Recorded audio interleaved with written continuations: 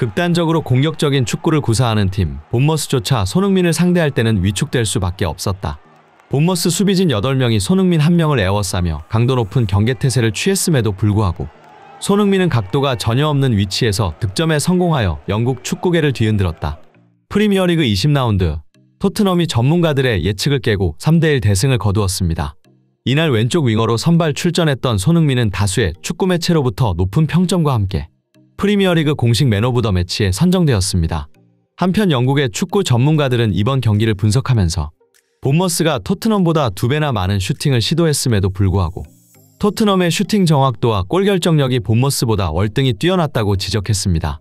그들은 이러한 차이의 핵심으로 손흥민을 꼽으며 본머스의 골잡이 솔랑케와 손흥민을 비교 분석해 화제가 되고 있습니다. 이번 경기 손흥민의 자세한 활약상과 영국 현지에서 전해지는 소식 발빠른 뉴스에서 지금 바로 알아보겠습니다.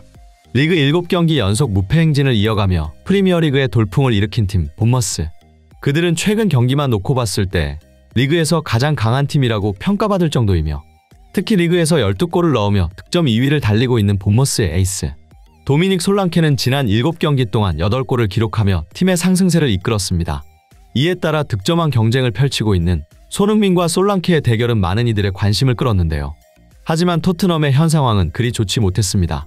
사실상 이번 경기는 12월 일정 중 가장 큰 위기에 처했다는 평가가 지배적이었습니다. 그 이유는 2명의 주전 센터백이 나란히 부상으로 이탈한 상황. 비수마와 클로셉스키마저 경고 누적으로 출전하지 못했기에 축구 전문가 대부분은 토트넘이 고전할 것이라 예측했습니다. 이러한 상황, 토트넘의 유일한 희망은 팀의 주장이자 에이스 손흥민뿐이었습니다. 손흥민은 본머스를 상대로 최근 5경기에서 4골 2도움을 기록 중일 만큼 강한 면모를 보여왔기 때문인데요. 이번 경기 왼쪽 윙어로 출전한 손흥민은 경기 시작부터 훌륭한 오프더볼 움직임을 선보이며 토트넘의 공격을 이끌었습니다. 손흥민은 왼쪽 측면에서 파괴적인 움직임을 선보이며 본머스 수비수들을 괴롭혔고 파이널 서드에서 계속해서 위협적인 패스를 시도하거나 팀원들과 좋은 연계 플레이를 보여주며 공간과 기회를 창출했습니다. 전반 9분경 토트넘은 파페사르의 중거리 슈팅이 들어가며 한 골을 리드했으나 점유율에서 크게 밀리며 슈팅을 계속 허용하는 등 힘겨운 경기 양상을 보였습니다. 그 주된 원인은 토트넘 공격진들이 손흥민의 킬패스를 받아먹질 못했기 때문인데요. 전반 17분 손흥민은 본머스 수비수 1명을 1대1로 돌파한 후 우도기에게 패스합니다. 그리고 우도기의 리턴 패스를 받은 손흥민은 수비 4명을 관통하는 놀랍도록 정교한 패스를 건네는데요. 하지만 설마 그 사이로 패스가 올 거라고 생각하지 못했던 존슨의 반응은 한 박자 늦었고 결국 존슨의 섬세하지 못한 터치는 그대로 좋은 공격 기회를 무산하고 맙니다. 그리고 단 1분 후 벤 데이비스의 패스를 받은 손흥민은 절묘한 스루 패스를 선보였습니다. 이 패스는 완벽하게 본머스의 수비진 사이를 뚫고 뒷공간으로 침투하는 데 성공합니다.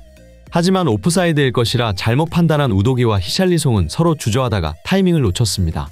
결국 히샬리송이 한 박자 늦게 따라가 슈팅을 시도하지만 본머스 수비에 막히고 말았습니다. 이 상황을 분석하던 해설진들은 방금의 상황은 오프사이드가 아니었다. 손흥민은 상황을 정확히 파악하고 패스를 시도했지만 히샬리송과 우도기의 판단이 아쉬웠다.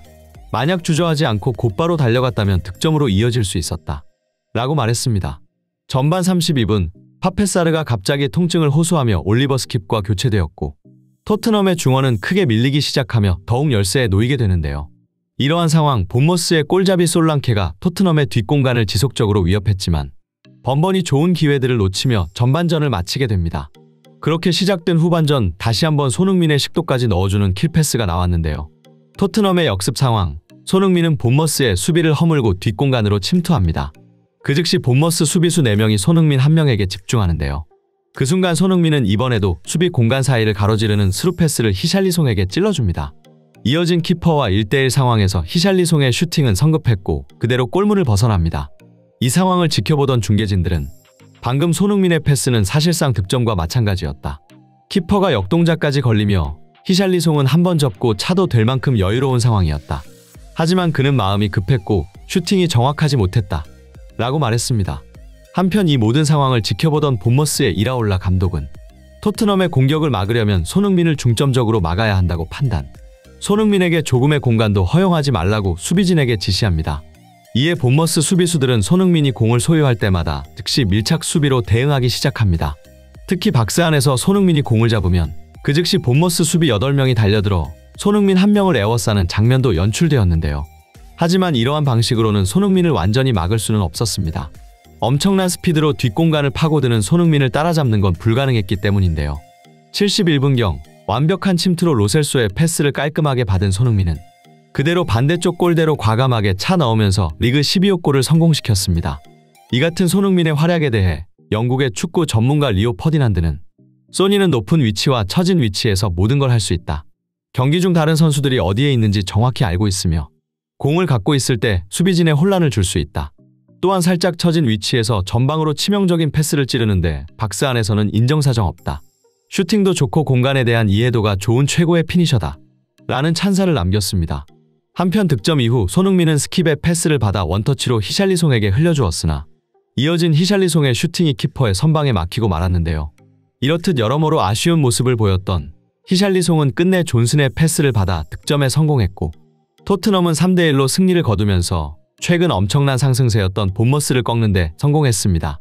이번 경기 손흥민의 패스 성공률은 무려 97%로 연계 플레이와 기회 창출에 있어서 뛰어난 모습이었으며 결국 후반전 중요한 순간 득점까지 성공하며 팀을 승리로 이끌었습니다.